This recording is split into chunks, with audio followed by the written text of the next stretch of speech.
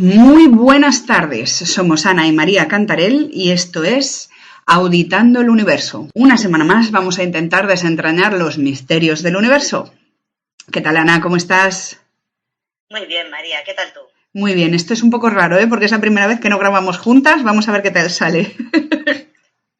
Sí, esperamos que se escuche bien, porque vamos a hablar de un tema súper interesante. A ver, cuéntanos. Un tema súper interesante, tan amplio, que hay podcasts exclusivamente, muchos dedicados a él, Sí. y que realmente yo creo que es un tema importante conocer para entender lo que está pasando y ir en buena dirección. Señoras y señores, vamos a hablar del feminismo. Toma ya. Con la Iglesia hemos topado. Claro, como podemos comprender, no podemos hacerlo en un solo podcast, con lo cual no tenemos claro si van a ser 2 o 3. No es algo sencillo de lo que hablar. Claro, porque además vamos a hablar de la historia del feminismo, vamos a hablar del feminismo desde sus inicios, porque es importantísimo saber qué ha pasado simplemente para saber lo que se ha conseguido. O sea, en qué punto está el feminismo hoy, en qué punto está el feminismo hace 100 años y por qué nació el feminismo. Y habría a lo mejor que definir un poquito el feminismo como palabra, por lo menos. Vamos a dar las 3 definiciones que dicta el universo, que es lo primero que dice la RAE, que es el feminismo, y nos da 2 definiciones. La primera, que es el principio de igualdad de derechos de la mujer y del hombre. O sea, mismos derechos para los dos. Que eso tendría que ser de cajón, pero vamos. Vale. Sí, claro, pero también hay que ver hasta qué punto eso es realidad a día de hoy. O sea, tenemos que ser conscientes en cada momento cuál era la realidad de la igualdad de derechos. Obviamente, no tiene nada que ver la igualdad de derechos entre hombre y mujer hoy que la igualdad de derechos que había en los años 80, o en los años 90, o en el 2007. Que no veréis que es una fecha importante. Y tampoco tiene nada que ver la igualdad de derechos que hay hoy en España con la igualdad de derechos que hay hoy en Irán, por ejemplo. Ahí le has dado. Es que además también es súper problemático el tema, porque el feminismo pretende ser un movimiento universal de las mujeres del universo entero. Las superheroínas de Marvel también. También, la mujer de Batman, ahí está metida. No, pero claro, es del mundo entero, entonces claro, no tiene nada que ver lo que pide una afgana que lo que pide una sueca, lo que pide una brasileña de lo que pide una italiana. Lógico. Porque cada uno está en su momento. Entonces, por eso es complicadísimo a día de hoy dogmatizar sobre el feminismo, porque si puedes pecar de intentar poner objetivos muy progresistas, que lo que vas a hacer es frustrar a una población que no está preparada para ello, porque el feminismo es un movimiento ideológico, es un movimiento muy psicológico. No está en la cabeza, en la opinión de cada uno, en los prejuicios de cada uno, está en la mente. Claro. Es como el racismo, como cualquier clasismo. Uh-huh. Entonces, poner soluciones a la mentalidad de las personas, pues obviamente, si quieres ser muy progre, vas a dejar a algunos atrás o incluso estigmatizados, que encima se van a represaliar contra un movimiento que lo está dejando fuera de una sociedad en la que estaban dentro. Y si pecas de pedir poco, pues no progresas. Y el feminismo es un movimiento que por ahora tiene que tener continuidad. No puede finalizar, porque su fin solo se podría dar cuando la igualdad de derechos se dé para todos en todos sitios. Claro, pero hay una cosa que a mí me parece muy interesante, que me imagino que veremos más adelante, porque ya estamos hablando en este caso de la última parte del feminismo, lo que estamos viviendo ahora en la segunda década del siglo XXI, que es el hecho de juzgar, por ejemplo, lo que hablábamos el otro día del movimiento woke, por ejemplo, que está muy, muy enlazado con esto. El respetar. El feminismo se ha impregnado de la filosofía, claro, de la ideología wow. Claro, tú respetas las ideas de otras culturas y son su bagaje cultural, pero cuando estás hablando de la tuya, ahí ya cambia un poquito la cosa, ¿vale? Es que hay dilema existencial. ¿Una mujer española tiene que respetar la ablación, la mutilación de los genitales que se practica en ciertos lugares porque es una tradición o no? Hombre. Es que son temas muy grandes, claro, pero en principio no, obviamente. Yo creo que eso depende de cada uno, de cómo lo vea cada uno. Claro, es que tú no puedes meterte a juzgar las costumbres de otros países. No es que no puedas meterte, tú puedes tener una opinión, sí, pero no puedes obligar a esa persona a no hacer algo de lo que no está convencido que no tiene que hacer. Claro. Porque es una tradición, es una herencia, es la herencia, lo que llamamos, eso está pegado al ADN. Es que además las tradiciones no se cambian a base de ley, se cambian a base de educación. Milenios de sociedades muy... ¿Cómo vamos a llamar a esto? Es que aquí tenemos los términos del... Vale, vamos a seguir. Vale. Y vamos a volver a retomar con eso.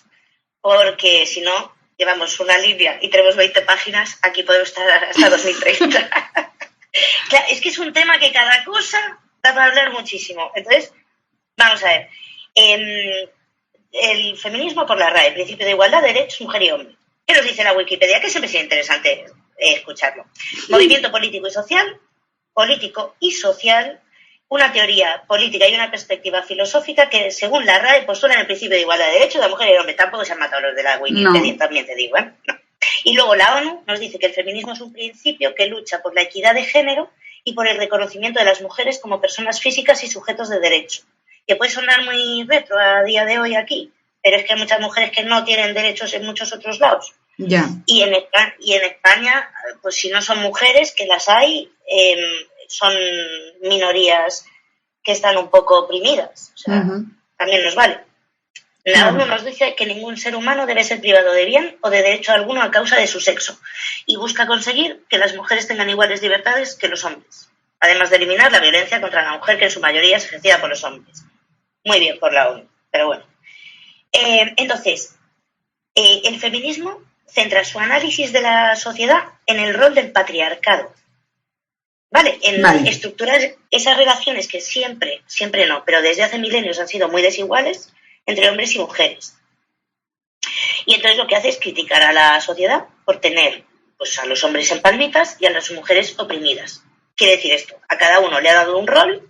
Sí. Aparentemente el rol de la mujer es la que sale perdiendo, obvio, no tiene derechos, básicamente está sometida a los hombres, vive para hacerle la vida más bonita a los hombres y el hombre se lleva todas las flores. Se lleva, la propiedad privada es de él. Vale, estamos hablando a nivel mundial, no a nivel España, dejémoslo claro. No, y esto estamos hablando de la idea del feminismo, no la estamos aplicando a ningún momento por eso, ni a ningún... Por eso. Estamos hablando de lo que es el patriarcado. Vale. Vale, a por lo que va el feminismo, a todas esas relaciones desiguales. Han variado mucho durante los últimos 2 siglos, tampoco te creas que mucho más, pero es verdad que se ha conseguido mucha cosa, pero que también hay bastante por conseguir. Entonces, ¿qué tipo de derechos busca el feminismo devolverle a las mujeres? Pues lo primero, derechos civiles y políticos como son votar o poder estar en puestos públicos, derechos económicos como recibir una remuneración igual por una misma tarea, derechos privados como es la propiedad privada, poder suscribir contratos. Tener cuentas corrientes.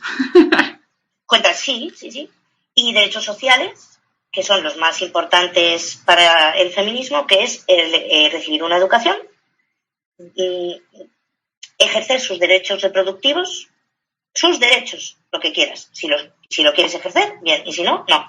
Y proteger a otras mujeres de las formas de violencia que son pues el abuso, el acoso, el abuso y la violencia doméstica, que mayoritariamente se ejerce por parte de hombres, muy mayoritariamente. Entonces, el feminismo, vamos a diferenciar varias etapas, lo llaman olas, y hay 4 olas del feminismo. Cada una tiene muy claros pues los objetivos a por los que va. Unas son más exitosas y otras menos, como veremos. Vale. ¿Por qué? Porque el feminismo pretende no pretende, es que para que el feminismo continúe, para que avance, necesita un cambio de mentalidad en la población.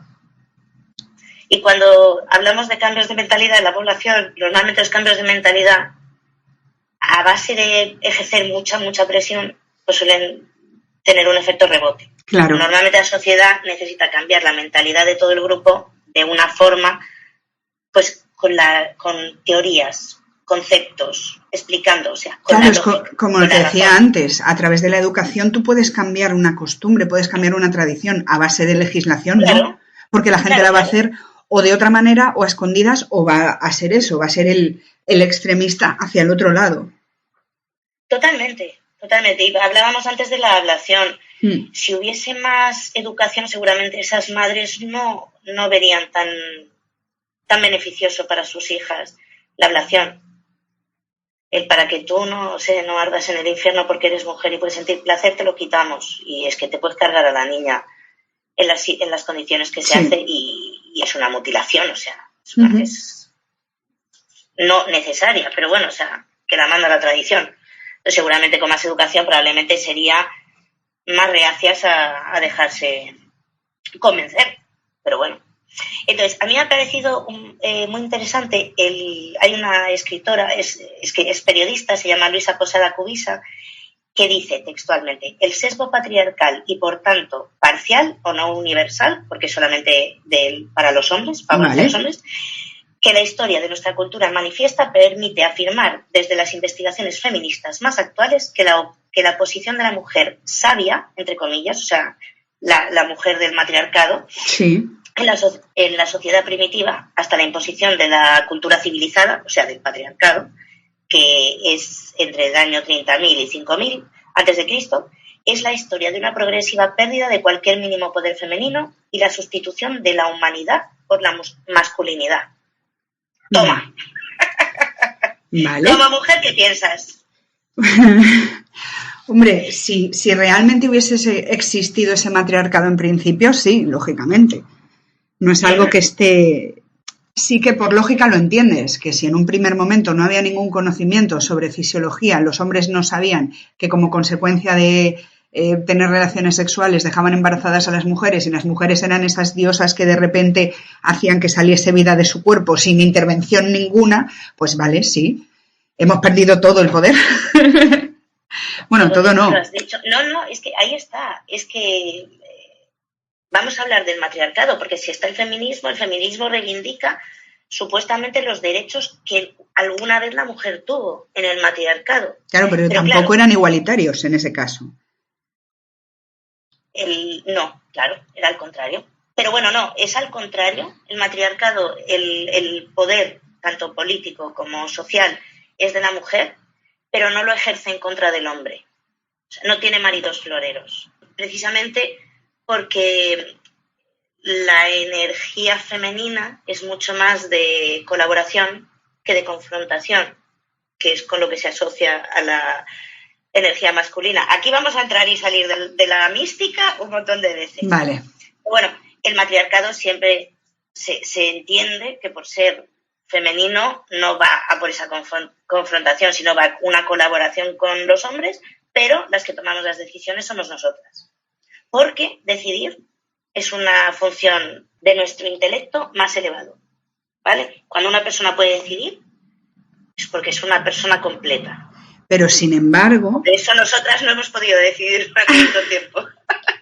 Sin embargo, una cultura que era un matriarcado claramente, que podía ser mitológico, lo que tú quieras, pero que está muy desarrollado en nuestra cultura, que son las amazonas, eran claramente una fuerza pero agresiva. Eso no es mitológico, ¿eh? Bueno, yo tuve una vecina amazona. Sí, claro, y yo tengo un papá pitufo, no me fastidies. Fue de ser o no mitológica, es una cachota. Y las sirenas también existen. Bueno, pero de lo que te estoy hablando... Hay vídeos por ahí que te dejan pensando, ¿eh? Pero bueno, eran agresivas y no solamente eran agresivas, sino que eran muy agresivas con respecto a los hombres. Pero, ¿para qué los empujaban? ¿Realmente cuál era su objetivo? ¿El de las amazonas o el de los hombres? El de las amazonas. Eliminar a los hombres. O sea, era una cultura en la que no necesitaban hombres, los extinguían, los acababan con ellos. Vale, ¿eran hermafroditas? ¿O tenían como en el vídeo de Travis a un par de hombres atados a árboles? Pues me imagino que sí, que tendrían a un par de hombres como sementales y ya está. Ay, Dios. ¿Te imaginas? Como las granjas de cerdos esas que nos llevaron a ver en el cole de pequeñas, qué horror. Sí. Cuando se te muere uno, te vas a la granja a comprar otro. Madre mía.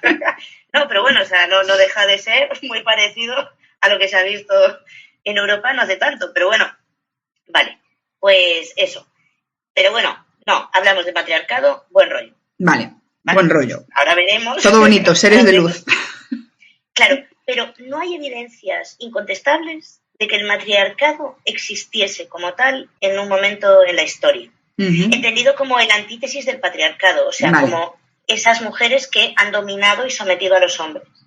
Lo que hay un montón de historia y de documentación sobre culturas, y que existen ahora también algunas de ellas, pocas, pero que sí que en vez de ser un matriarcado, eran sociedades que daban todo el poder a la mujer. Tenemos, por ejemplo, a los Villago, en Guinea-Bissau. Vale. Allí las mujeres gestionan la economía, el bienestar social y la ley, y se encargan de seleccionar y decidir la siembra. Ellas son las dueñas absolutas de la casa y de la tierra. No tienen otra cosa, con lo cual son dueñas de absolutamente todo. Vale. Y, sin embargo, el poder político recae en ellos, quebrando el poder absoluto de la mujer. ¿Vale? O sea, nosotras mandamos, pero vosotros tenéis el poder político. Ellos hacen las leyes. Madre mía, complicadillo, ¿eh? Pero bueno, o sea, no son dueños de nada, con lo cual las leyes tampoco te creas que les van a beneficiar en ningún caso, porque las dueñas de todo son ellas, con lo cual... Sería como la monarquía aquí, ¿no? Que realmente para lo que sirve, pero al revés. Vale, no. Dios, no lo he entendido, pero me ha sonado faltada. No, te quiero decir, la monarquía en nuestro país realmente representativa no sirve para absolutamente nada porque hay un cuerpo legislativo y un gobierno que es el que hace las leyes y las hace cumplir. No se tiene en cuenta más que de manera así como para quedar bien la opinión del rey, porque no se le pide opinión. Ya, es que es raro. Yo también no entiendo un rey que no manda, tampoco entiendo, pero bueno. Eso para otro capítulo. Qué guapo.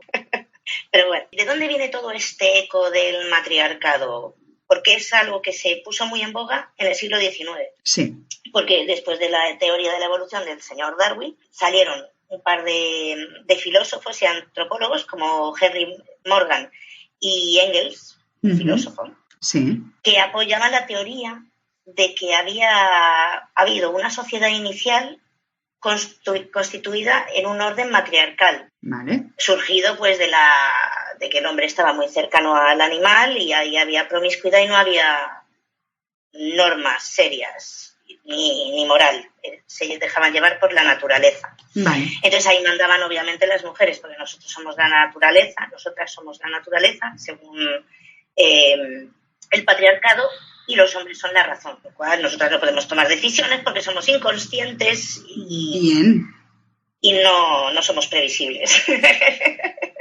En esta hipotética época, las mujeres ejercían todo el poder de decidir a quién daban descendencia, pero en algún momento fueron derrocadas por el orden patriarcal, o sea, los hombres se hartaron y se aliaron, que es el orden que impera hasta el día de hoy.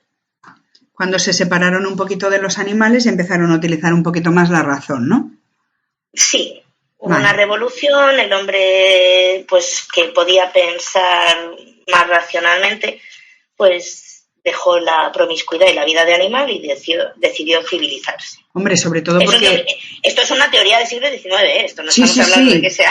No, pero tiene sentido, porque vamos a ver, el hombre...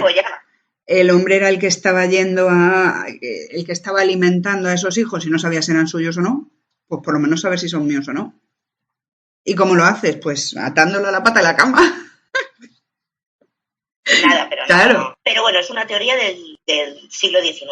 Entonces, ¿en qué se basa? Pues que hay un montón de arte con las diosas estas que son a la feminidad y demás. Sí. ¿Vale? O sea, de dónde sacan toda esta confirmación, pues eso, del arte rupestre, del arte prehistórico. Vale. Entonces, pues nada, ¿qué tipo de sociedades matriarcales encontramos de las que podamos hablar? Matriarcales no, donde el poder lo ejerce la mujer. Pues lo más parecido a un matriarcado son los Minangkabau, que son, escucha, son 4 millones, es una tribu, pero son 4 millones de indígenas musulmanes que viven en Sumatra, en Indonesia. Toma. Es la sociedad matrilineal, o sea, que matrilineal quiere decir que se hereda de madres a hijas, no de padres a hijos, con lo cual las que tienen todo se va heredando de madres a hijas, con lo cual ellos no son propietarios de nada, de hecho se les considera huéspedes en casa de su esposa. Toma ya. Sí. Mola.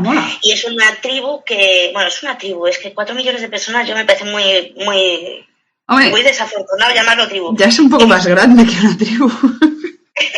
Es una sociedad que venera a la naturaleza. Entonces, la que manda es la mujer.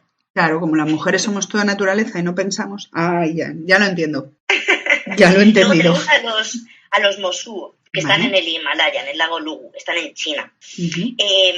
Las mujeres son dueñas de las propiedades y administradoras únicas de todas las posesiones del poblado. Aquí, cuando las niñas cumplen 14 años, reciben un regalo de su padre, que hay que ver, y hacen un pedazo de fiesta con toda la comunidad invitada, y a partir de ese día pueden yacer, se pueden zumbar a quien quieran. ¿Y eligen ellas? Sí, ellas y ellos. O sea, me imagino que allí él le puede decir, pues no quiero, pero bueno. Vale. Pero ellas pueden hacer lo que ellas quieran. Qué putada que no tengas hijas. Imagínate que solo tienes hijos. Bueno, pero eso va por familias. Otros ya tendrán toda niña. En los Mosuo no conciben el matrimonio ni la fidelidad. Perfecto. Me gusta, me voy a ir a China. Claro, además se pueden acostar con mucha gente a la vez. O sea, no tienen por qué tener un amante ahora, dejarlo, otro no. O sea, pueden acostarse indistintamente con quien quieran. Pero también tienen compromiso, que ahí tienen que dar el visto bueno a las ancianas de la tribu. Como digan que no te puedes comprometer, solo te lo puedes zumbar. Y entonces es como si tuviesen una relación más a largo plazo. Pueden tener niños, pueden no tenerlos como quieran, pero puede acabarse cuando quieran, porque no existe el matrimonio. Se pueden juntar y separar cuando quieran. Por favor, claro, es buenísimo. Si el padre no sabe cuáles de ellos son sus hijos, ¿quiénes son los responsables de las niñas? Pues las madres y los tíos maternos. O sea, como tu hermana tenga hijos, eres responsable. Te lo vas a comer sí o sí. Sí, pero son responsabilidades pero eso es guay. De la madre y de la madre, obviamente. Claro, eso es guay. Eso es como en otras culturas que los jóvenes tienen hijos y los cuidan los ancianos, o sea, los ancianos, los que ya no procrean, que a lo mejor tienen 40 años o 50 años. Pero a los niños los educan los ancianos de la aldea, del poblado, de la tribu o lo que sea, y los jóvenes se dedican a procrear, que es lo que tienen que hacer. Totalmente. Claro. Pues sí, y había por ahí granjas donde se incentivaban a las mujeres solteras a tener hijos y dejarlos allí para educarse, y había un montón de niños que el padre no se sabía quién era. Claro. Pero bueno, pues ahí llegó Mao en los años 60 y les impuso el matrimonio y la monogamia. Joder, ya estamos fastidiando los planes. El Partido Comunista no puede tolerar esto. Somos feministas, pero no tanto. No. Se acabó la fiesta. El matrimonio y la poligamia, y ellos no quieren entrar por el aro, pero tienen que entrar por el aro, pero están muy de capa caída actualmente, porque claro, imagínate, la mentalidad que hay ahora mismo en China con el Partido Comunista, esto no tiene cabida.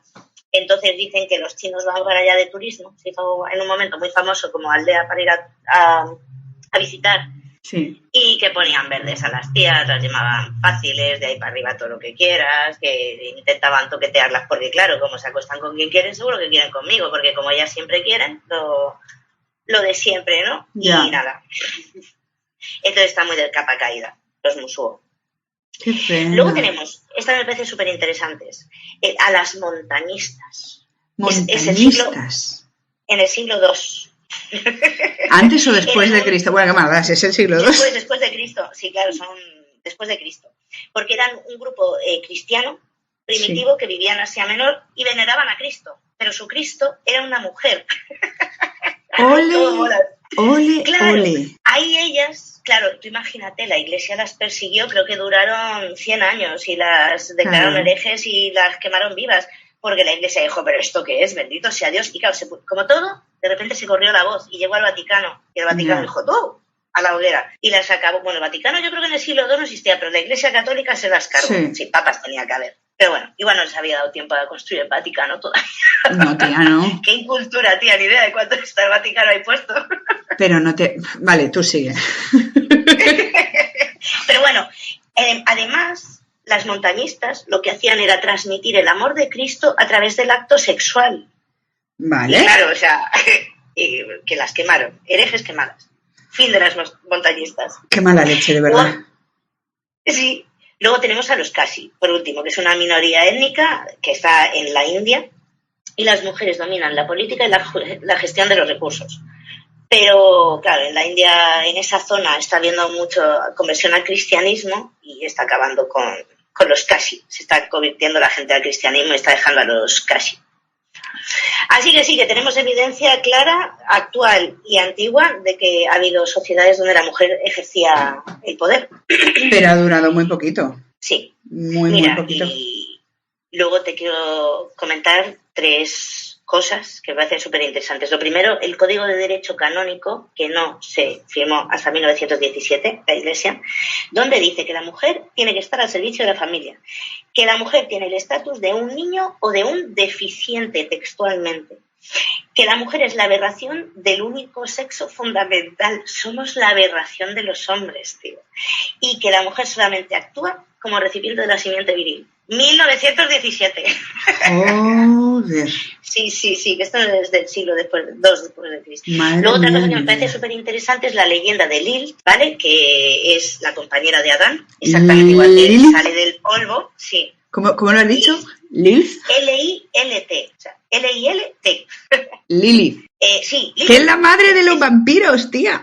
En inglés la llaman Lilith y dice que sale del polvo exactamente igual que Adán, con lo cual es un igual que a Adán, pero el creador la condenó por no someterse a Adán y la sustituyó por Eva, que era mucho más sumisa. Vale, hay otras leyendas que no cuentan eso, pero sí, vale. Pues eso es una leyenda y te dice que a la mujer que ha buscado la libertad, como es Lilith, se la ha condenado y despreciado. Claro, porque era una picadora. Pero es que nos damos cuenta que esto viene del inconsciente del universo, tío, ya no ni del planeta. Y luego, algo que me parece súper curioso es que el patriarcado, dicen las feministas, que con su dios Casto sustituyó el útero como órgano sintiente, o sea, como el órgano que siente, lo cambió al corazón. La mujer que ama con el útero no puede tolerar que sus hijos mueran ni por Dios ni por la patria. Lógico, pero tenemos pero te da igual. Histeria. Ah, vale. Claro, la mujer quiere con el útero. Vale. Y se cambió por el patriarcado al corazón. Claro, porque eran unas histéricas. Es mucho más razonable y el útero es la histeria. ¿Qué quedó del útero? La histeria y los consoladores.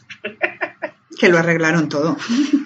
Sí. Bendita histeria, que si no, no habrían aparecido. Madre mía de mi vida. Claro, y entonces, ¿qué es lo que ha ido provocando pues la abolición de todas estas sociedades donde la mujer ejercía el poder? Pues los desastres naturales, ¿vale? ¿La Esto iglesia? provocaba muchísimas muertes, igual que las guerras y los enfrentamientos entre grupos, que dieron lugar a una casta especializada en intentar contrarrestar todos estos fenómenos naturales, que son los brujos y los sacerdotes. Y estos fueron los que se empezaron a cepillar el matriarcado. Luego la aparición de la propiedad privada, que gestionaban los hombres, porque la mujer no concibe la propiedad como privada, sino como pública. Claro, porque eres la naturaleza. La privatización de los métodos de producción y las guerras que conllevaba proteger toda esa propiedad privada y esos lugares de producción, y que la descendencia pasase a ser, en vez de matrilineal, patrilineal. Entonces ya la pareja hombre-mujer pasó a ser machista y represiva. Claro, pero ¿cómo explicas? O sea, ¿cómo explicas? No, ten en cuenta que a la mujer, en cuanto saca un poquito los pies del plato, ya te estoy hablando de una vez que nos metemos en el patriarcado, ¿vale? En las sociedades patriarcales, perdón. Sí. Ahora se la llamará lo que quieras, pero antes eran brujas, apestadas, intocables, dependiendo de en qué sociedad te movieses, pero era eso, era como las fuera de la sociedad, las fuera de la ley, las que no tienen nada que ver con esto. En cuanto intentabas... Las que no entran, claro. Sí, las que no entran por el aro, sí, están fuera de la sociedad. Claro, pero eso es lógico en una sociedad machista, porque vamos a ver, vivimos en una sociedad que ahora tiene un pozo machista, que es lo que hay que pues airear sin presión, sin tanta presión. Pero es que la mujer ha vivido subyugada los últimos 6.000 años, pero ha sido un cero a la izquierda. Y cuando no hacías caso o cuando ya no te necesitaban, no te quedaba otra que estar fuera de la sociedad. ¿Cuántas viudas se han muerto de hambre porque se había muerto el marido y ya no tenían derecho a nada? Sí. Entonces éramos esa cosa que da hijos, pero es completamente prescindible al margen de eso. Es que no toque mucho la moral porque la sacrificamos. Pero bueno, pero ahora estamos mucho mejor. No vamos a poner negros. Entonces vamos a hablar del feminismo premoderno, ¿vale? El feminismo empieza en la Ilustración, vale. siglo XVIII, pero final del XVII, principios del XVIII. Pero también tenemos, antes de la Ilustración, y veremos por qué, no hay un feminismo como tal, pero sí que hay personalidades y personajes y épocas que sí que favorecen más los derechos de la mujer. Tenemos, por ejemplo, a los sofistas, estos filósofos que existen antes de Sócrates. Pues ahí parece que en la filosofía de los sofistas sí que había un pensamiento de igualdad entre los sexos. Lo que pasa es que ha sobrevivido con mucha más fuerza pues el machismo de Aristófanes, Aristóteles, Platón, quienes han pasado a la historia como personajes principales, pues Platón y Aristóteles. Los hombres blancos muertos. Claro, es como la cultura también ha ido, era el hombre blanco muerto. Eso es, hombre blanco muerto. Desde la religión, la cultura, la ley y la ciencia, el discurso siempre ha ido afirmando la inferioridad de la mujer, conforme al varón. Sin embargo, llega el Renacimiento, siglo XVI, y trae un nuevo paradigma humano, que es la autonomía. Pero claro, no se llega a extender a las mujeres, pero sí que le da sí la aumenta, pero no se la otorga. ¿Qué quieres decir con la autonomía? El poder trabajar, el poder tener tus ingresos, o sea, vale. El poder tener algo tuyo, propiedad. Vale. Sea dinero, sean pollos, sea lo que sea. Vale. Vale. El gestionar recursos también y decidir sobre cómo se gestionan los recursos, eso es autonomía.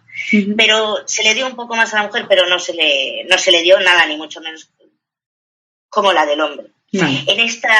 Luego tenemos a alguien que yo quiero nombrar del siglo XV, a Christine de Pisan, que escribe La ciudad de las damas, que es una mujer que ataca ferozmente la inferioridad de las mujeres y ofrece la igualdad como solución a través de la educación. ¿Y no se la comieron? En el siglo XV. No creo, no tengo noticias de las quemadas y las más, sí que te las voy a ir comentando. Pero esta no debió morir de muerte natural. ¿Sabes lo que pasa? Que muchas de estas mujeres que individualmente intentaban llevar el feminismo adelante son monjas. Vale, porque las monjas tenían educación, sabían escribir. Claro. Estas mujeres escribían libros. Entonces tenemos a Guillermine de Bohemia, al final del siglo XIII también. Es muy cristiana, te dice que la redención de Cristo no había alcanzado a la mujer y que Eva aún no había sido salvada, o sea que teníamos que salvar a Eva. ¿Y cómo quería ella salvar a Eva? Creando una iglesia de mujeres. Y la creó. Eran mujeres tanto de clase baja como burguesas como aristocráticas, todas. Y se las consideró una secta y fueron denunciadas por la Inquisición a comienzos del siglo XIV y a la hoguera. Madre mía de mi vida. Pero escúchame un segundo, si Eva no fue salvada, ninguna de las mujeres había recibido esa redención de Cristo, con lo cual el pecado original, ese del que te habla la Iglesia Católica, lo llevamos solo las mujeres, según esta mujer, según Guillermín de Bohemia. No, el pecado original lo llevamos todos, que nos lo quitan por el bautismo. Pero no, ella dice que como la sociedad es tan sumamente, o sea, la Iglesia es completamente patriarcal. Sí. Entonces que hasta que no se haga una iglesia de mujeres, no se salvará a las mujeres. Vale. No estarán, no les habrá dado la redención, Cristo, como se dirá ese verbo. Redimidas, no estarán redimidas. No estarán redimidas. Y por eso ella creó la iglesia de las mujeres y se las cepillaron. Porque a Jesús se le olvidó. Hay que joderse. No sé. O sea, la redención no alcanzó a las mujeres, no, que estábamos ahí metidas en un búnker y no nos llegaron los rayitos. La Iglesia tenía demasiado poder y la opinión pública no estaba a su favor. Entonces son dos cosas que tienes... Vamos, que no vas a seguir adelante, pero bueno. Luego llega la Reforma Protestante en el siglo XVII. Vale. Y aquí la Reforma Protestante afirma la primacía de la conciencia. Con lo cual, si la primacía la tiene la conciencia, las mujeres tienen que tener el mismo valor que los hombres, porque tienen la misma conciencia. Hombre, si las consideras iguales, sí. Sí, pues no. No, ¿ves? Claro. No. La Reforma Protestante se unió al movimiento patriarcal, continuó, y no. Pero ya las mujeres empezaron a preguntarse por qué nosotras no. Las mujeres protestantes. Porque ellas veían que ellas sí que tenían conciencia y que tenían el mismo valor y la misma capacidad que los hombres, pero no lo consiguieron. Pero porque lógicamente los hombres no les estaban dando ese valor. Quiero decir, claro, cuando toda la literatura de esa época, bueno, toda no, pero la mayor parte de la literatura de esa época, la mujer era un ser estúpido, que no utilizaba el cerebro, que no servía para tomar decisiones, que no podías ponerla en situaciones comprometidas porque se venía abajo, porque era un manojo de nervios y no sabía hacer absolutamente nada, o se desmayaba. ¿Qué conciencia va a tener? O sea, es como, yo creo que el perro del dueño de la casa tendría más conciencia para el dueño de la casa que su mujer. No, es que tenía mucho más valor el perro y la rata que se comía claro. a las lagartijas que la mujer, sí. Sí, porque además la cambiabas por otra. Y cuanto más alta fuese la clase, más fácil. Sí. Entonces, ahí sí que es verdad que cuanto más alta era la clase de la mujer, más prescindible era, porque a la de clase baja la necesitabas para que currase y comer. Entonces la de la clase alta era la más prescindible, pero también era la que tenía más peligro de conseguir una educación por un padre que se apiadase de ella. Sí. También el feminismo le debe mucho a la clase aristocrática, porque ha habido muchos momentos en que simplemente eran ellas las que podían hablar y no tenía que estar pringando el día entero sin nada más. Ya. Pero bueno, luego también tenemos el movimiento puritano inglés, ¡Ole! Que dio lugar sí, pero porque dio lugar a algunas sectas como los cuáqueros, donde la mujer tenía el mismo valor que el hombre y de hecho incluyeron a las mujeres como predicadoras y las admitían como sacerdotisas porque permitían que el espíritu se comunicase a través de ellas. ¡Toma! Lo cual fue la leche. ¿Qué hicieron con los cuáqueros? Perseguirlos. Lógico. Y quemarlos en la hoguera. Sí. Lógicamente. Y luego ya, si vamos a la Francia del siglo XVII, empiezan a surgir los salones y ahí son lugares públicos donde hay mucha conversación, se juntan muchos intelectuales y se empiezan a generar pues normas y valores sociales completamente nuevos.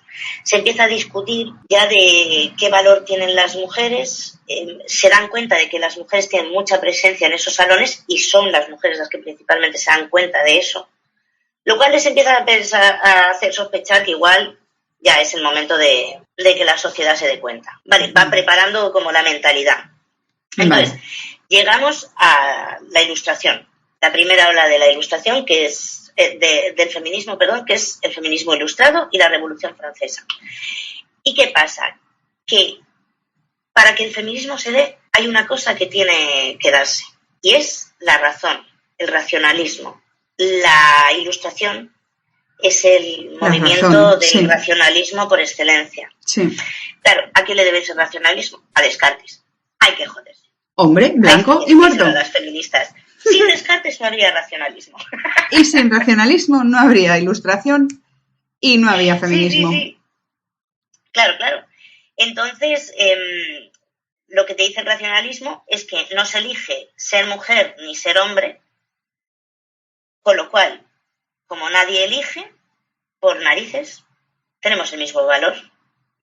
Vale. Entonces, aquí tenemos la primera obra que no es... tiene poca... es una obra importante ahora, pero que realmente no tuvo mucha repercusión, pero es una obra súper valiosa, de 1673, de Poulain de la Barrée, que se llama Sobre la igualdad de los sexos. Se centra únicamente en demandar la igualdad sexual. Vale, primera obra ya, de un montón de páginas. O sea, dejamos de comparar quién es mejor y asumimos que somos iguales. Sí. Lo que se busca es la igualdad, sí. Vale. Es que el feminismo de esta primera y segunda ola se basa más en pedir la igualdad. Luego veremos ya que se pasa a un feminismo de buscar la diferencia. Vale. Entonces, que es mucho más el de hoy. Pero que es lo mismo que estaba haciendo el machismo antes, ¿vale? Poner esa diferencia. Las mujeres eran menos, eran más estúpidas, eran menos, pues es lo mismo. El machismo de la diferencia. Sí, claro, o sea, llámalo el machismo, llámalo como quieras. La sociedad patriarcal de antes de la Ilustración lo que hacía era marcar esa diferencia. Yo soy el humano, pero es la otra. Sí. Pero mira, ¿por qué nace el feminismo en la Ilustración? Hablamos de por eso, por el racionalismo, y porque los ideales de la Ilustración son libertad, igualdad, progreso, fraternidad, tolerancia, un gobierno constitucional y la separación de Iglesia-Estado. Hay que un gobierno constitucional, o sea, donde el ciudadano sea ciudadano, no sea parte de esa masa súbdita, ¿vale? La Ilustración lo que da por hecho es que un ciudadano es un ciudadano, no es un súbdito, con lo cual tiene derechos. ¿Vale? Es que hasta aquí ni hombres ni mujeres de clase baja tenían derechos. No.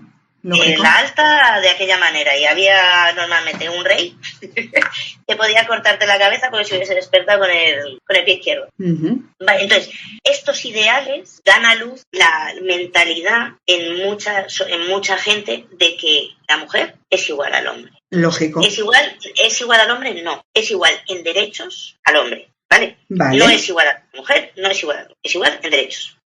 Entonces, pero mira, por ejemplo, aquí uno de los padres de la Ilustración, Rousseau, decía que las mujeres habría que educarlas para hacer la vida de los hombres más guay, más agradable, exactamente. Ya, bueno, pero gilipollas ha habido toda la vida.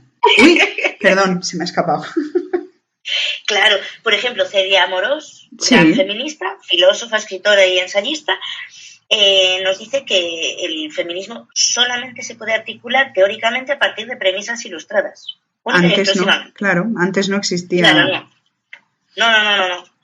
Pero bueno, llega la Revolución Francesa, seguida de la Ilustración, y esto va a empezar a concretar ya la igualdad de derechos entre hombres, ¿vale? Hay muchísima actividad en todos estos actos revolucionarios, la mujer toma parte, la mujer se involucra completamente en la revolución.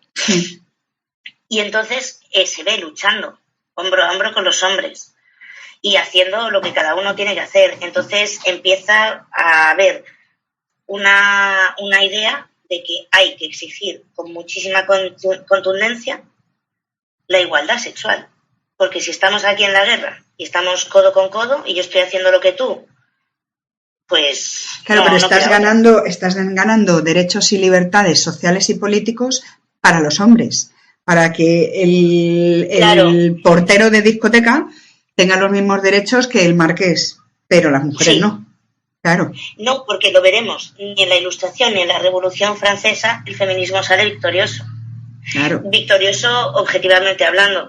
Pero sí que es verdad que lo que se provoca ahí es pues mover unas ideas que no se habían movido y que no se les había dado voz. La gente las empieza a comentar y se empieza a hacer cada vez más común y cada vez más grande el grupo de gente, mayoritariamente mujeres, pero también hay hombres, que empiezan a considerar que es que no tiene sentido que hombres y mujeres no tengan igualdad de derechos. De hecho, por ejemplo, otro de los padres de la Ilustración, que es Condorcet, reclamó que se reconociese el papel social de la mujer y pidió que se educase igualmente a mujeres y a varones. ¿En qué año? ¿Y Perdón. qué le dijeron los demás papás? En 1743. ¿Y qué le dijeron los demás papás de la Ilustración? Una mierda como mundo. Esto que te comas, te iba a decir. Claro, muy bien hablado, pero que no. Y le desestimaron. Pero ya había un hombre en el poder y uno de los que ejercía más poder que las apoyaba. Porque vamos a ver que el feminismo siempre ha necesitado a una cantidad de hombres que las apoyan. Claro, porque si no... Son catalizadores, llegan más rápido arriba, ellos ya están arriba. Nosotras todavía teníamos que llegar, aquí no habíamos ni empezado. No podíamos ir al cole. Lógico. Sí. O sea, lógico, entonces, no es lógico, pero sí que tiene sentido, claro. Y aquí lo que estamos viendo es que hay una paulatina toma de conciencia feminista en las mujeres y en algunos hombres, y Olympe Gallas, creo que se dice, pero no, es francesa, escribe la Declaración de los Derechos de la Mujer y la Ciudadanía. Ay, esa me encanta. ¿Sí? Esa me encanta, esa fue a la que le cortaron la cabeza. Sí. Claro, es que esta lo que hizo es dedicarle esta declaración, este libro, a María Antonieta. A esta. Claro, pero todavía no se sabía lo que iba a pasar con María Antonieta y entonces como que esto empezó a pasar por las mujeres de la aristocracia. Y claro, como todas las mujeres estaban oprimidas, se empezó a hacer pues un movimiento entre las mujeres de clase alta, muy, muy alta, de que igual no tenían que estar ellas tan oprimidas. ¿Y por qué mi marido desaparece 3 meses y aparece aquí con 2 hijos nuevos? Y me los tengo que comer. Me los tengo que comer y encima no me dejan ni salir de casa ni... O sea, estaban muy limitadas, muy, muy atadas las mujeres de clase alta. Entonces, se la dedica y acaba igual que ella, así, en la guillotina. Ahí está. 191. Que es que además, por lo visto, esta mujer se lo echó en cara a Robespierre. Dijo, oye, que lo que yo quiero es la igualdad. Y dijo Robespierre, a la guillotina. Igual que María Antonieta, ¿no has pedido igualdad? Pues toma. Claro, pero es que no le tembló el pulso al Robespierre. No, bueno, no también creo. De esta época tenemos otra de las grandes obras del feminismo, que es la vindicación de los derechos de la mujer. O sea, solicitar los derechos de la mujer, de 1792 al año siguiente, de Mary Wollstonecraft. En Inglaterra.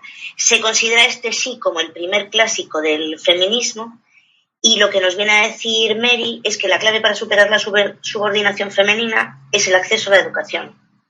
Claro. A través de la educación la mujer conquistará exactamente lo mismo que el hombre.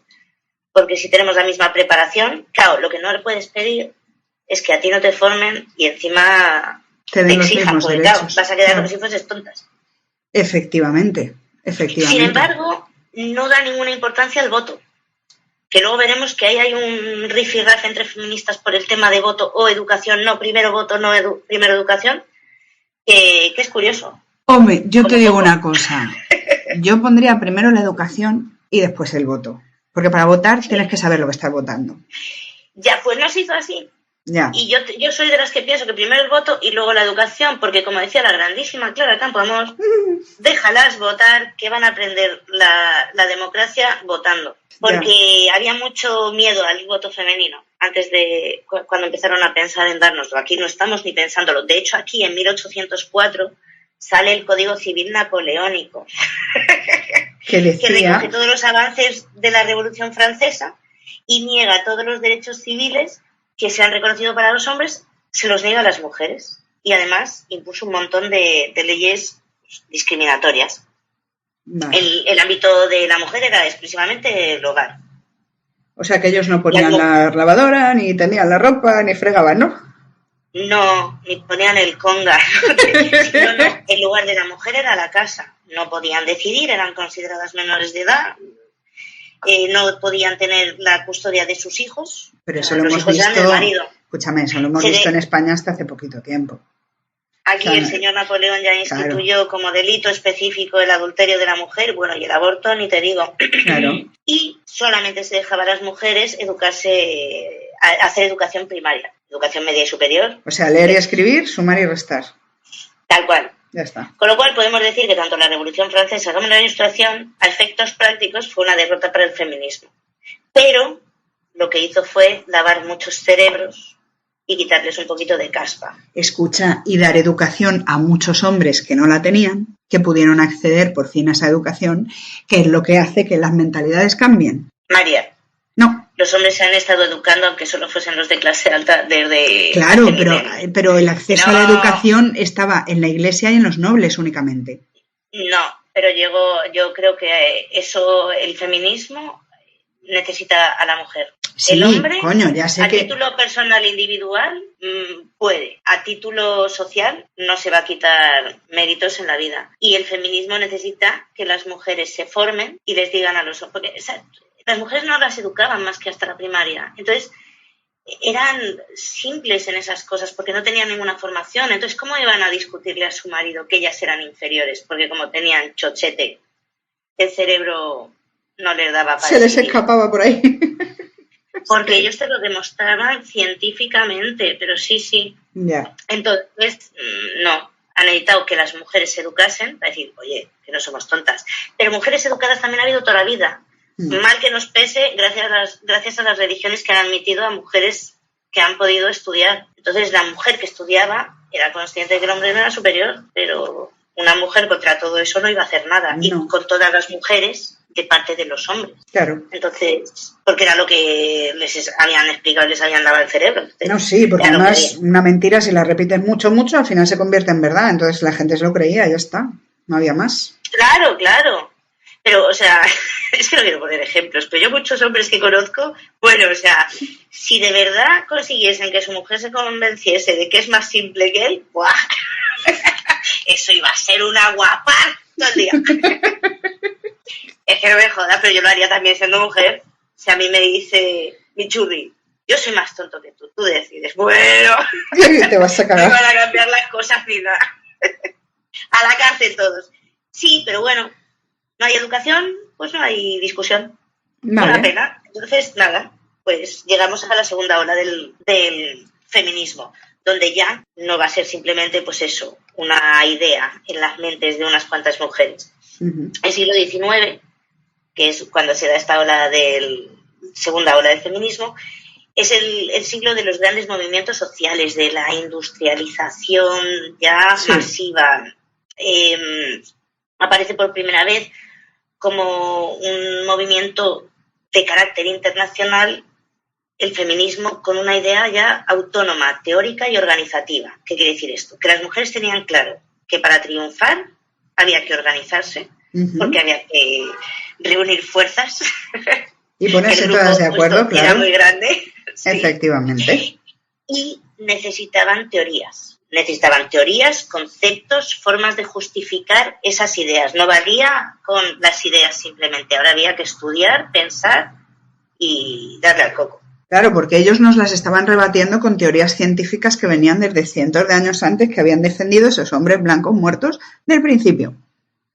Sí, y la Iglesia, bueno, o sea, no te imaginas lo que pudo llegar a contribuir porque no sí entiendo, porque es una organización muy, muy masculina, pero, tío, o sea, la Iglesia lo que ha contribuido, la Iglesia y las religiones en general, a fomentar esa idea de que el hombre era superior a la mujer, es que, por favor de mi vida, o sea, si lo que Jesucristo predicaba era el amor incondicional, es que la Iglesia, joder, qué vergüenza, pero bueno, pues sí. Ahí nos encontramos con todos los movimientos sociales, empiezan a aparecer muchos tendencias políticas, que además da la casualidad que un par de ellas pues sí que son un caldo de cultivo para las ideas del feminismo, como son el socialismo y el anarquismo. Sí. Y que además también pretenden dar respuesta a todos los problemas que está generando pues la revolución industrial y el capitalismo. Pues el paso de la aldea, la naturaleza, al asfalto sin moral ni ética. Carbón solo con el objetivo de sucio, producir. Sí. Claro, o sea, el hombre pasa a ser como deshumanizado. El hombre pasa de ser un animal a ser una máquina. Sí, pero un animal racional. No, ya, pero me refiero a las clases trabajadoras. A las clases trabajadoras se las consideraba animales, mulas de carga. Ah, sí, bueno. O sea, y aparte las contrataban porque eran infinitamente más baratas y si les pegaban una hostia eran más sumisas. Claro. Y el hombre te la devolvía porque podía. Sí. Y pasa de ser un animal a ser una máquina y ya está. Pero lo habíamos hablado antes en el tema del existencialismo, que la industrialización deshumaniza mucho al ser humano y el ser humano tiene una crisis gigante porque se ve, lo que decía, más alienado. Cada producto que haces lleva una parte de tu alma, con lo cual tu alma cada vez está más descolorida. Esto y más es transparente ya con el mundo. Como los horrocruxes de Lord Voldemort. O sea, no digo más, ahí lo dejo. ¿Qué? Que partió su alma en 8 cachitos para repartirlo entre 8 horrocruxes y no morir nunca. Pues tú vas dejando cachitos de tu alma en tu trabajo. Yo cada mañana me dejo un cachito de alma en el trabajo. Yo en el mío no, porque no hago producto. Yo me dedico a dilucidar sobre números y letras. No, tú eres el producto. Tú eres el producto, olvídate. No, el producto es el pescado. ¡Ah, mentira! Yo me lo cuento así, venga. No me deshumanizo. Da igual. Vamos a hablar de misoginia. A la vez que surgen estos movimientos, no debemos olvidar que estamos en plena época romántica, cultura. Sí. Entonces, pues, todas esas ideas de Rousseau que tenían como fin reargumentar que había que excluir a la mujer de la sociedad, pues tomaron mucha fuerza en filósofos como nuestros queridos existencialistas, Schopenhauer, Kierkegaard, luego también en Hegel, en Nietzsche, pues que tenían una filosofía completamente misógina. Sí. Nietzsche era el que decía, la mujer es ese ser con pelos largos e ideas cortas. Sí, que la cabeza te sirve para llevar el pelo y poco más. Sí, o sea, eran unos... Y estos tíos, que yo los respeto mucho, porque me gustan mucho como filósofos, pero hay que joderse, pues ayudaron mucho a teorizar y dar mucha fuerza en contra del feminismo porque la mujer era inferior. Yeah. Por ejemplo, Schopenhauer, que era religioso y era un raro danés, dijo que el sexo masculino encarna el espíritu, el sexo femenino encarna la naturaleza y la continuidad en la naturaleza es la característica fundamental. Esto quiere decir, lo femenino es una estrategia de la naturaleza para producir el ser, única y exclusivamente. El terreno de la razón está solamente para el hombre. Traducido a humano, las mujeres estáis aquí para parir hombres que piensen. Claro, vale. Porque las capacidades superiores solo se le otorgan al ser varón. Claro. Y si nace una mujer es para tener más hijos, nada más. Sí. Qué bien, qué bonito. Y ahí teníamos a las feministas pidiendo el derecho al voto porque es, en esta segunda ola de feminismo, el objetivo. De hecho, es el feminismo liberal sufragista. El objetivo casi siempre es conseguir el voto. Porque consiguiendo el voto de la mujer, las feministas piensan que van a acabar llegando a ese poder, van a poder decidir y todo es un continuo. Vale. Entonces, aquí también empieza el primer capitalismo, que también influye mucho porque altera las relaciones entre sexos, porque necesita de muchísima mano de obra y entonces incorpora masivamente a las mujeres obreras y proletarias al trabajo industrial. Por eso, porque eran más baratas y más sumisas. Sin embargo, en la burguesía y en la aristocracia, las mujeres se quedan cada vez más encerradas en el hogar y se convierten ellas y su casa en el símbolo del éxito laboral de su marido. O sea, son las mujeres Las mujeres florero, sí. Claro, y le dan valor al marido, pues por su belleza física, porque como no hay más, o por lo bien que cantan o tocan el piano, por lo bien que bordan, que también nos dejaban bordar. O lo bonita que tienen la casa, o lo buenas anfitrionas que son y las fiestas que montan. Claro. Pero bueno, como esto es un mundo muy global, en Estados Unidos a finales del 18 las mujeres ya habían luchado por la independencia de su país junto a los hombres, igual que las francesas en la Revolución. Y entonces ya engancharon y se unieron en el siglo XIX a la causa de los esclavos, a la causa abolicionista. Y aquí es donde empiezan las mujeres estadounidenses a organizarse y empiezan a ver que la situación de las mujeres y la de los esclavos es bastante similar y empiezan a ser cada vez más conscientes de que se tienen que asociar y organizar para ir ganando cada vez más fuerza y entrando en más lugares. ¿Y cómo lo hacen? Finalmente entrar en el tema político. Vale, pero no lo hacen únicamente apoyando la teoría antiesclavista. No, claro, ellas empiezan con la independencia del país, se unen a los abolicionistas para acabar con la esclavitud, se empiezan a comparar con los esclavos y dicen, mierda, que lo que te está pasando a ti como esclavo me pasa a mí un poco como mujer, y entonces ya empiezan a moverse como feministas por los derechos de la mujer. Claro. Pero claro, el feminismo siempre hay que entenderlo como un movimiento que siempre va a empatizar e incluso incorporar a sus objetivos pues la no discriminación de grupos, de minorías discriminadas. Lógicamente. Porque tú eres no eres una minoría, coño. O sea, es que es la mitad de la población, pero vamos. Claro, pero es que esa mitad de la población tiene todas las condiciones de vida que te puedas imaginar. Lo que hablábamos antes, hay mujeres ricas suecas, hay mujeres pobres de Camerún. Sí. Entonces, hay de todo, es transversal, o sea, se tendría que tocar todo. Claro, es muy, muy global.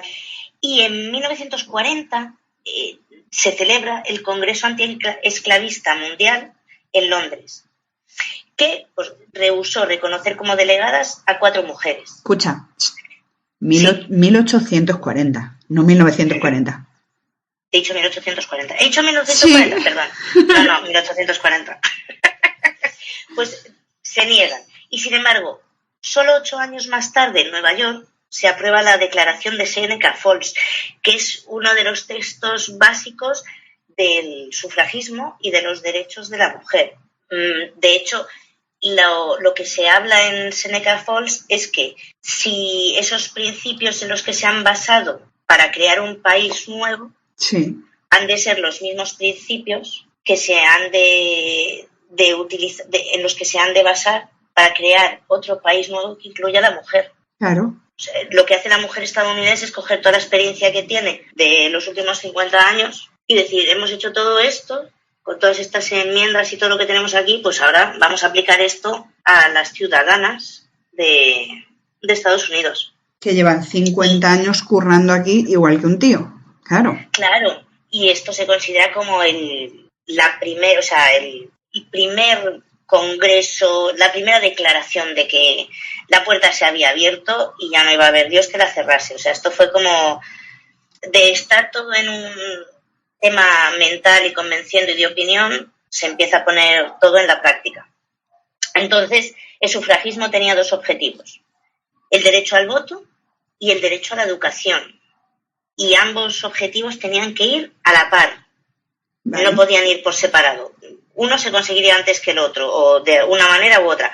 Pero la educación y la decisión tenían que ir juntos. Y aparte se tenía que aplicar a todas las clases. A todas las mujeres de todos los estamentos, sí. Claro, y veremos que no es así, pero en un principio se exige que tiene que ser a todas las mujeres. En Inglaterra, por ejemplo, el movimiento sufragista surgió en 1851 e intentaron seguir procedimientos muy democráticos, muy pacíficos durante 40 años. Es que son ingleses, son muy educados. Y sí, de hecho incluso tuvieron a John Stuart Mill apoyándolas. ¡Ostras! John Stuart Mill es un filósofo, político y economista, pero además estaba ejerciendo. Y el mismo John Stuart Mill presentó en 1866 la primera petición a favor del voto femenino en el Parlamento. Uh-huh. Y no lo consiguió, pero fue una referencia para empezar a pensar la ciudadanía que incluyese a las mujeres. Porque, no sé, obviamente no se estaba incluyendo a la mujer para nada. Vale. De hecho, John Stuart Mill te dice que sin el derecho al voto no tiene sentido ningún tipo de cuestión femenina, porque a raíz del derecho al voto va a conseguir pues la eliminación de toda la traba que discrimina a la mujer. Claro, es que si tú no puedes decidir sobre quién legisla, ¿cómo vas a decidir sobre las leyes? Claro, pero de hecho, por ejemplo, John Stuart Mill decía que una vez se quitasen todas estas trabas, las mujeres podrían superar completamente la subordinación y lograrían ser emancipadas, independientes y autónomas. Pero sí que es verdad poquito a poco.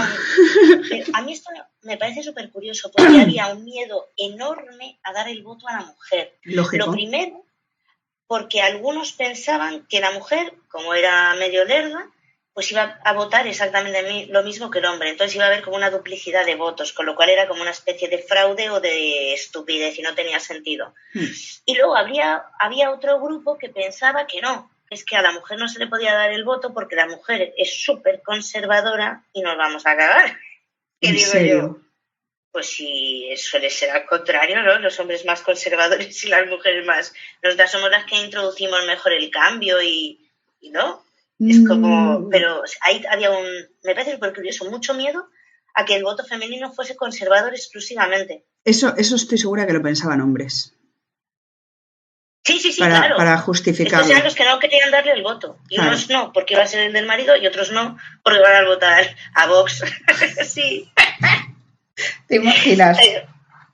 Vale. Pues mira, después de 40 años hasta pelotas de pacifismo y democracia, las sufragistas dijeron que no. Vamos a pasar a la lucha directa. Interrumpían discursos de los ministros, fueron encarceladas, recurrieron a huelgas de hambre, realizaron actos terroristas de todos los tipos que nos podamos imaginar contra edificios públicos. Entonces, ahí, en ese percal de una lucha feminista a brazo partido y muy violenta, cuando estalla la Primera Guerra Mundial. Entonces el feminismo se diluye, porque con el estallido de la Primera Guerra Mundial los hombres se van al frente y las mujeres sostienen la economía. Hacen los trabajos de los hombres, claro. Hacen los trabajos de casa de los hombres y de la guerra. Sí. ¿Vale? Porque si tu marido era obrero tenías que ir a seguir construyendo el puente que se estaba haciendo, pero también tienes que ir a atornillar balas o como se hagan esas cosas.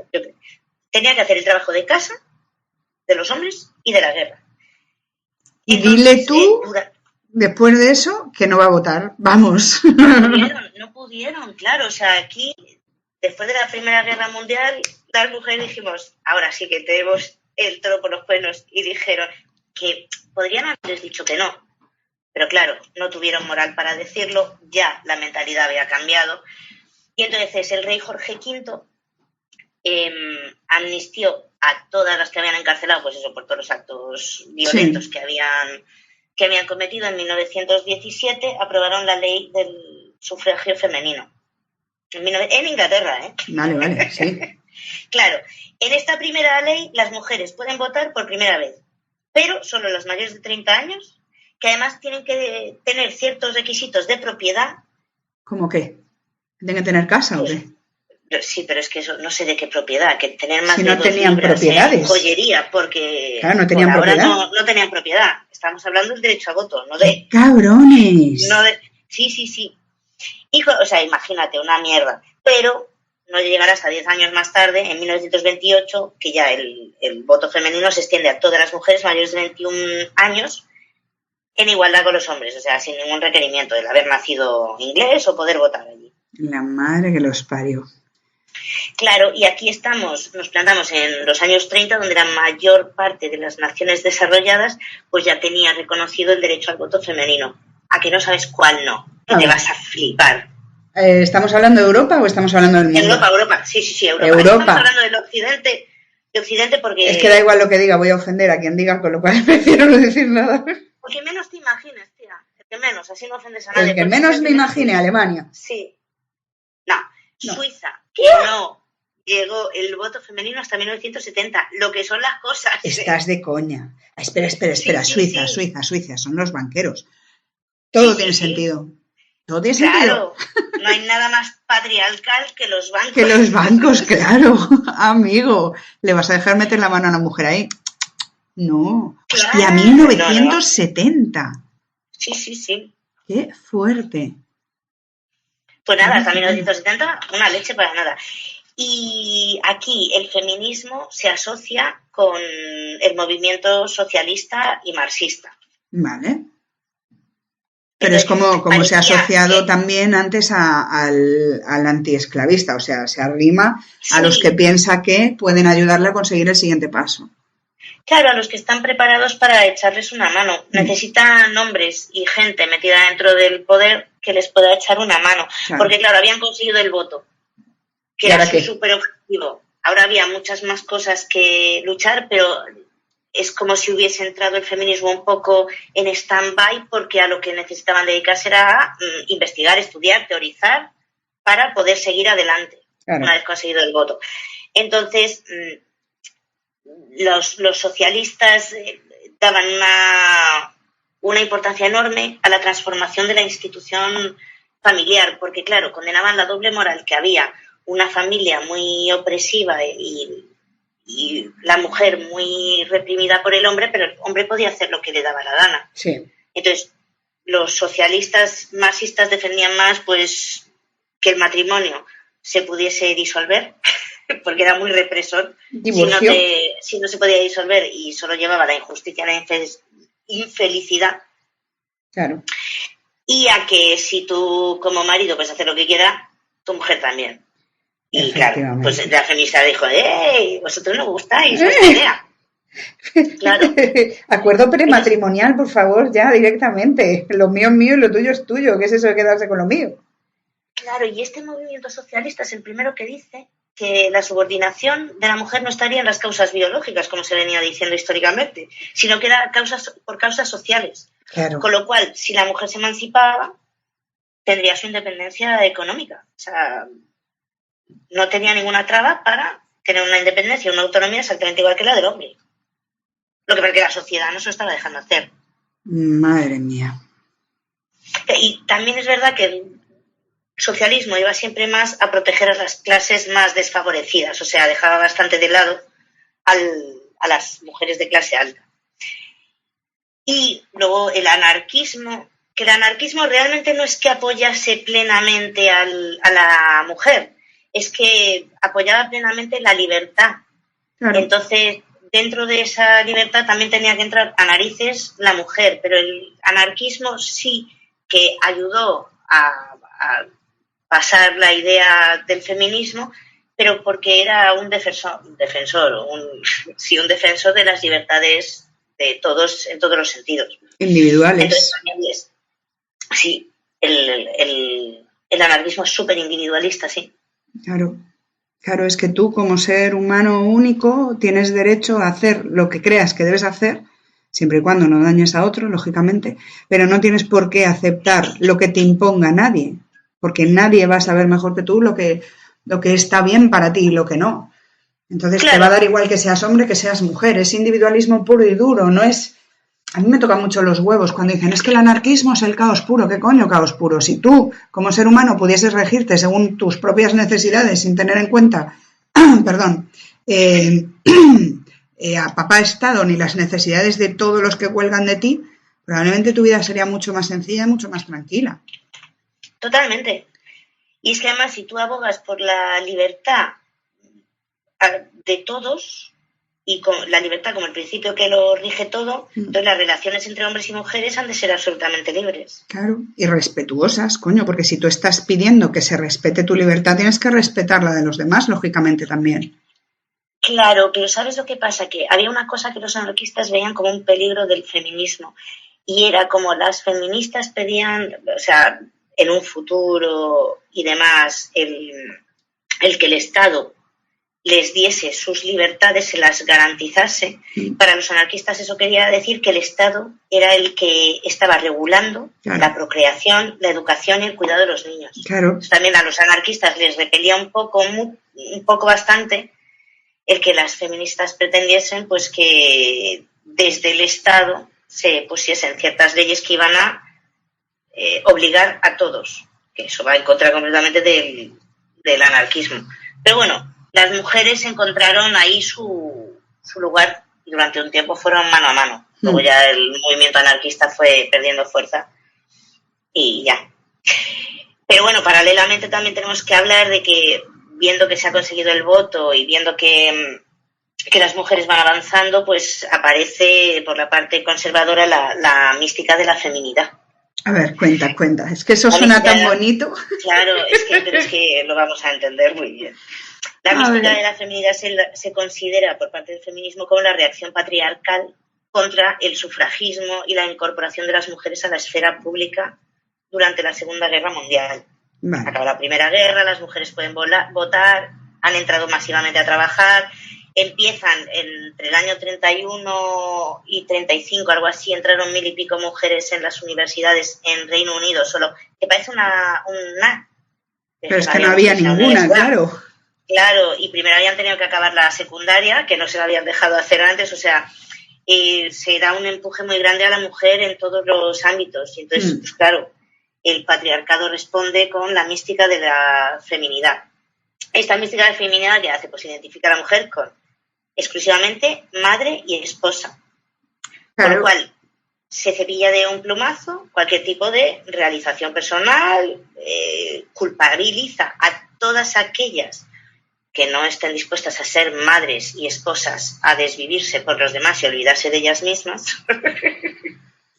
Y claro, después de esta Segunda Guerra Mundial hubo como una... tanto en Estados Unidos como en Europa estaba en auge los movimientos todos conservadores. Claro, pero ten en cuenta que ya no las puedes obligar por ley. Entonces, ¿cómo vas a hacerlo? ¿Con presión social? Claro. Ellos vieron que se les iba de las manos y pues como el bicho que está muriendo, ¿no? Pegando coletazos. Pero claro, escúchame, coletazos que calaron en muchas sociedades, porque además eran gobiernos muy conservadores. Sí. Después de una guerra necesitas un gobierno conservador para reconstruir, no es el momento de buscar nuevos objetivos. Y ese auge del movimiento conservador pues implanta esa mística de la feminidad.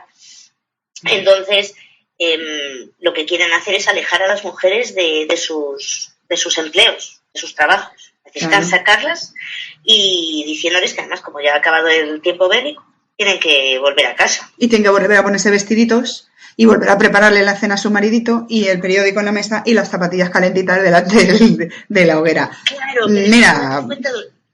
pero tú date cuenta de una cosa. Acaba la Segunda Guerra Mundial, la mujer se ha incorporado al mercado laboral, vuelven los hombres de la guerra. Los que vuelven. Había un terror absoluto a que esto generase una crisis brutal de la cantidad de mano de obra disponible, ¿no? De que de repente un montón de hombres se iban a quedar sin trabajo porque las mujeres iban a coger sus trabajos, porque además la mujer cobraba menos. Claro, y trabajaba más. Por lo cual, estaban aterrorizados pensando, hemos pasado una Segunda Guerra Mundial, tenemos que reconstruir Europa entera, va a entrar la mujer en el mercado laboral, pues la parte conservadora puso todos los medios, pero por ese miedo. Y porque no sabían qué hacer con la maquinaria. Les gusta someter a la mujer, no solo por ese miedo. Pero porque tampoco habían reconvertido la maquinaria de la guerra, porque si no habría empleo para todos. Pero claro, cuando paras las fábricas de munición, de carros de guerra, de todo lo que está fabricando para la guerra única y exclusivamente, pues vuelves a lo de siempre y te cargas la mitad de los empleos. Y ellas los están haciendo igual que ellos, por menos dinero, y encima siguen currando en casa. Tal cual. Así que en casa tampoco nos hacen falta.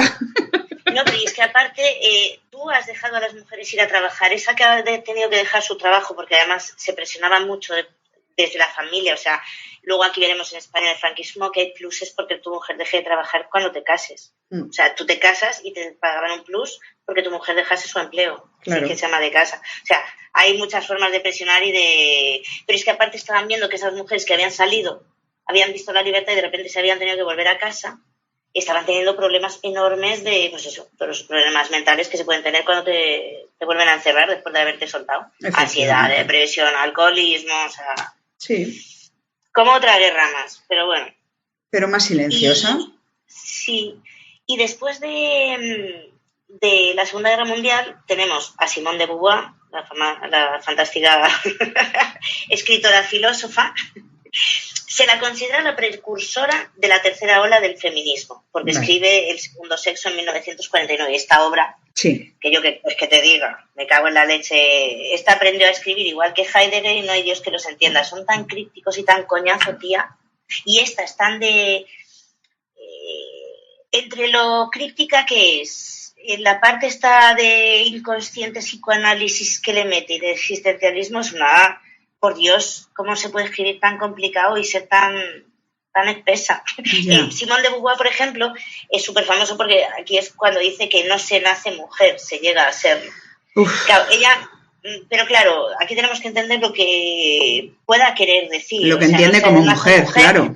No se nace mujer de esa época. No, se lógicamente. llega a serlo por una presión social y una educación. Ya. Entiendo yo, no la cosa, o sea, no tiene nada que ver con lo que se dice hoy. No la diferencia biológica.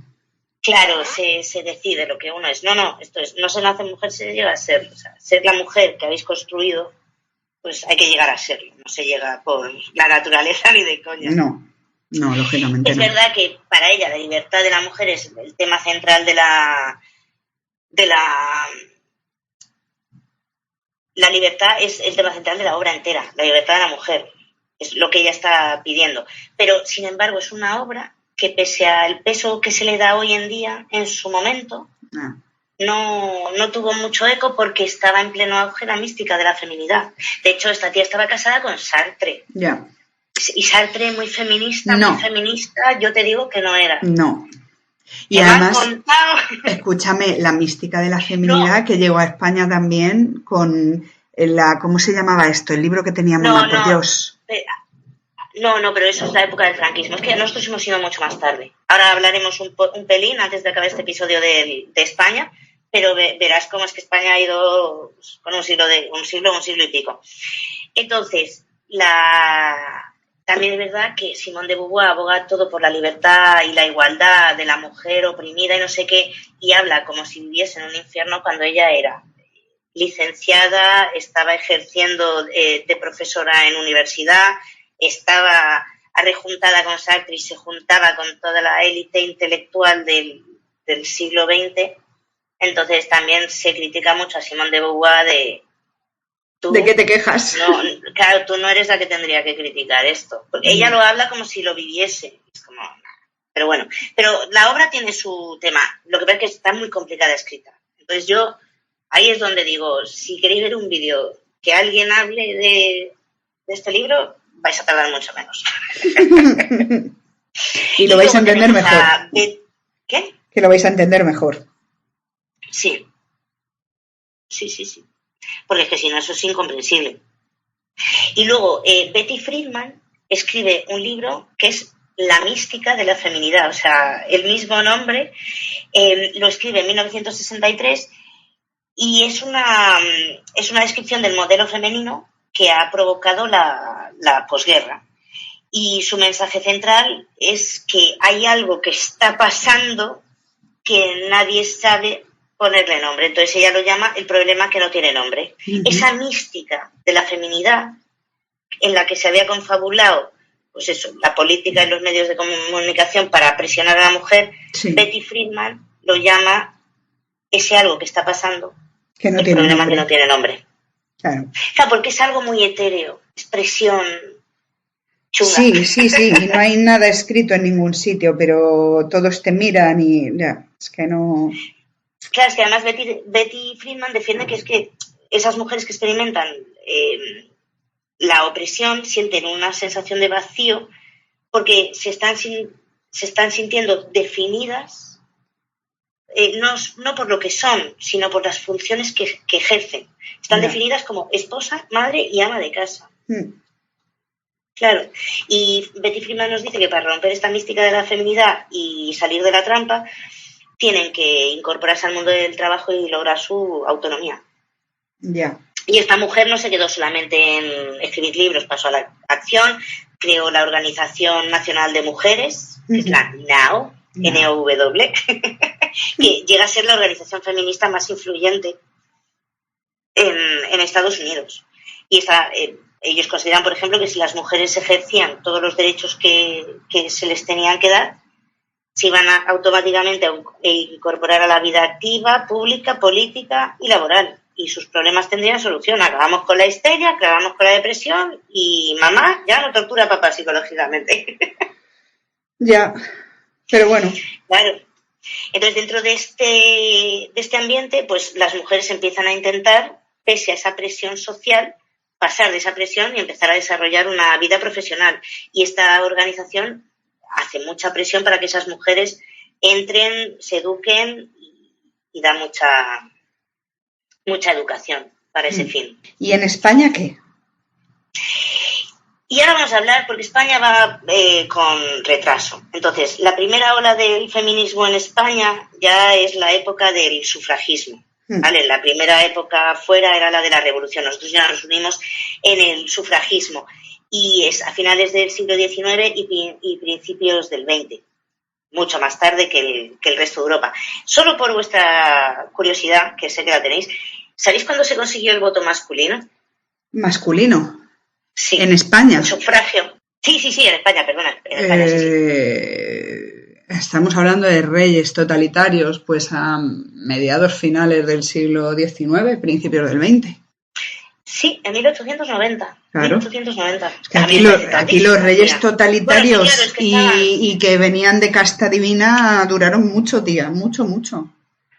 Claro, y no había alcaldes, había señores feudales. Claro. Sí.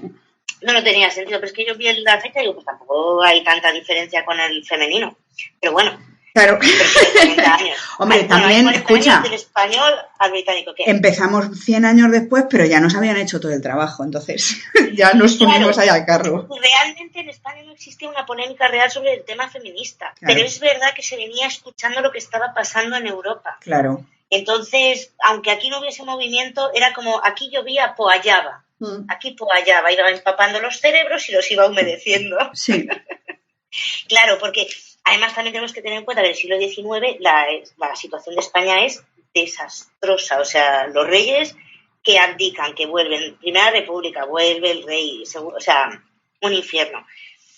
Luego también la industrialización que se había dado en Europa, en España es súper débil, o sea, es lentísima y muy débil. La ilustración, la culturización va muchísimo más lenta que en el resto de Europa. Y luego hay una gran batalla entre el movimiento conservador y el movimiento liberal, bueno, conservador católico y el movimiento liberal. Que los conservadores y la Iglesia no dejaban entrar las ideas liberales. En España hemos visto que hemos ido con muchísimos retrasos. Y luego, como encima tuvimos a Franco, pues nos volvieron a llevar para atrás. Ya.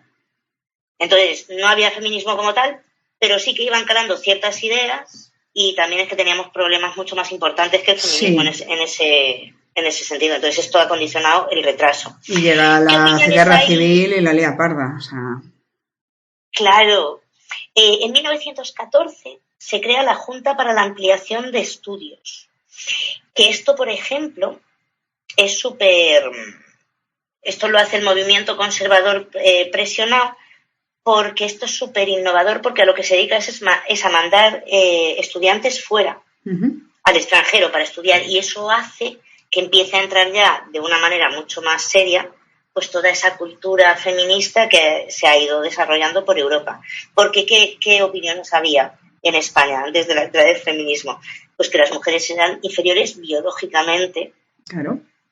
Y no se deseaba ni era conveniente que desarrollasen tareas que exigiesen profundidad y constancia, literalmente. Estaban solamente preparadas para ser esposas y madres, y el feminismo se empieza como a olisquear y se considera como algo completamente opuesto a la tradición y de ahí a herejía y a enemiga de la fe y de España. Madre mía de mi vida. Ha venido para destrozar la familia y la sociedad. Y entonces pocas mujeres escapan a esas ideas que hay, y las que no escapan, pues realmente lo que hacen es ponerse a escribir, ponerse a hablar y empezar a transformar la mentalidad del pueblo. De esta época, o sea, en España tenemos a Dolor Monserdá, que defendió los derechos de la mujer desde una perspectiva muy católica y muy nacionalista, catalana. Tenemos también a Teresa Claramunt, que es una obrera textil, es anarquista y reivindica esta sí que reivindica, por ejemplo, es muy católica y reivindica mucho el papel de la madre como la transmisora de los valores y no los valores de masculino. O sea, la que educa tiene que ser la madre, con lo cual la madre tiene que estar educada para educar. Y tiene que ser la que forme a sus hijos, claro. María de Charri, que promueve algunas medidas de mejora laboral para las obreras, es súper famosa la ley de la silla en 1912. ¡Ay, qué bueno! Es verdad. Es buenísimo. Tiene que darle una silla a todas las mujeres que trabajaban en la industria o en el comercio. Escúchame, tienen derecho a sentarse. Esa ley se la pasan por el forro de donde yo te diga todos los supermercados de España, porque yo no veo una sola cajera que tenga una silla para sentarse. Pues vamos a reivindicar. O sea, y luego tenemos a las dos grandes figuras de este principio del feminismo español, que son Concepción Arenal, que es una tía acojonante. Sí. Porque es hija de un militar liberal al que encarcelan por ser liberal. Y entonces ella vive como su madre, se queda en la calle, ella es hija del enemigo. Claro.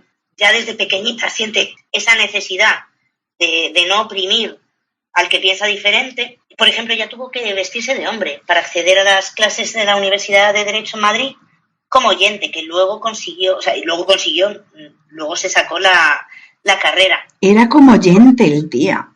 Sí. Era oyente.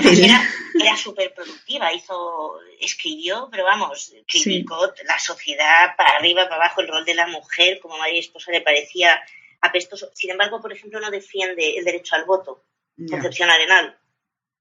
En un principio, luego sí que lo defiende, pero en un principio defiende muchísimo la educación. Claro. Y se basa en que si no se educa a la mujer, no puede tener derecho a voto porque no sabe lo que está votando. Y es la primera que deja muy claro y hace mucho hincapié en que la mujer se tiene que asociar. O sea, todo esto, claro, a nosotros ya nos viene hecho, pero ella está leyendo a feministas de fuera y filtra bastante bien. Luego tenemos a Emilia Pardo Bazán. Sí.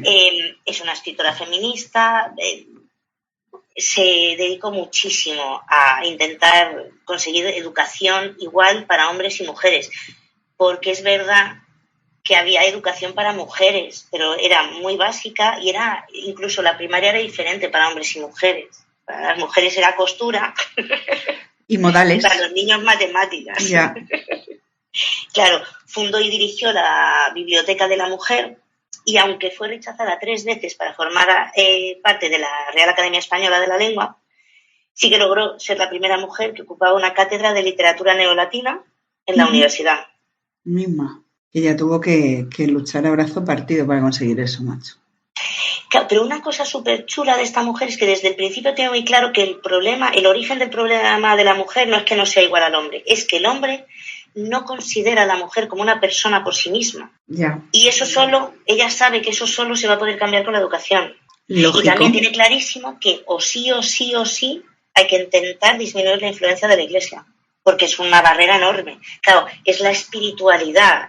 Las mujeres en España eran muy mayoritariamente católicas y lo que dijese el cura iba a misa. Iba a misa, efectivamente. Claro, es que además era una autoridad moral. Entonces, ella tenía desde el principio muy, muy claro.